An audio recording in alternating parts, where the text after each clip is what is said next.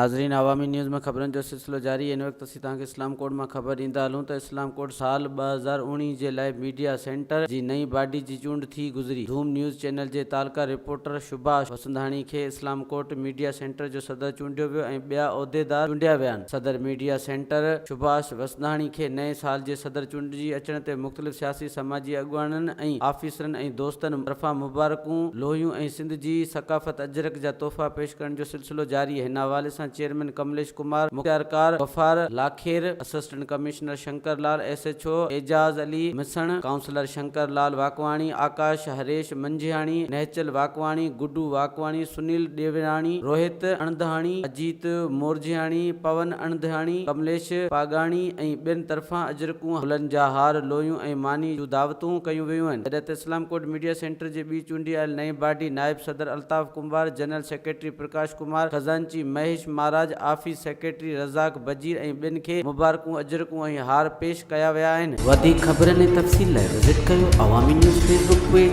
YouTube page ऐं अवामी news website.